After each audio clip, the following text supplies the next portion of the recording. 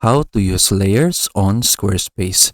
So here I am in my Squarespace website dashboard, and then let's go to the website editor. So from here, we can just click website and then click edit.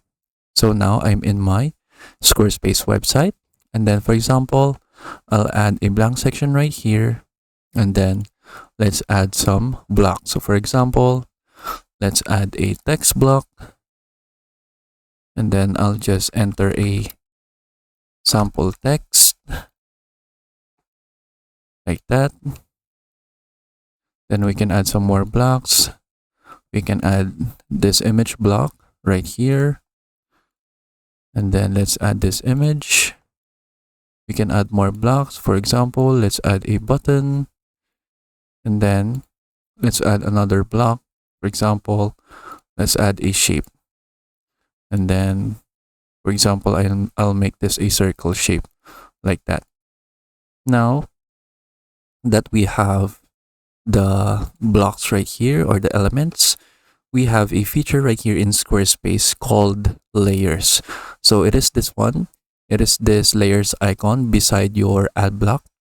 So you can just click that, and then what this does is that we can arrange our blocks right here in this section, so that we can arrange them what block should be at the front and then what block should be at the back. So the default setting for this is that it overlays the block or the element according to the most recent block that you have just added. So the first block that you added right here to your section will be your lowermost layer, and then your most recent block will be the outermost layer.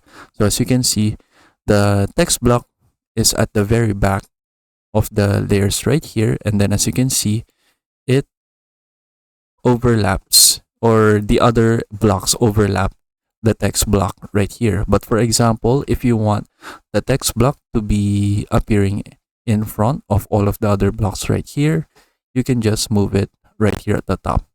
So now whenever I move my text block,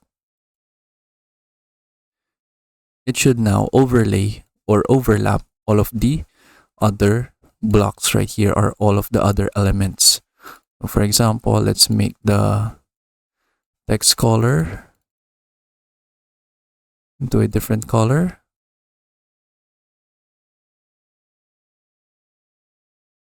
Let's say this red color right here. So as you can see, now the text block overlaps all of the other layers right here. So if I make this the second layer, so as you can see, the text block still overlaps the image and then the button, but it is now behind our shape right here. And then you can do the same thing if you move it down. Now the button is at the front of the button, I mean of the text block. And then if I move it down again, now the text block is at the very back of all of the other blocks right here. And then that's basically it. So you can use the layers tool right here so that you can determine what elements should be at the front and then what elements should be at the back.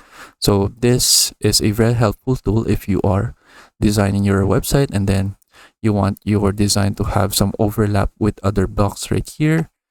And then that is it. So I hope you learned how to use layers on Squarespace, and thank you for watching.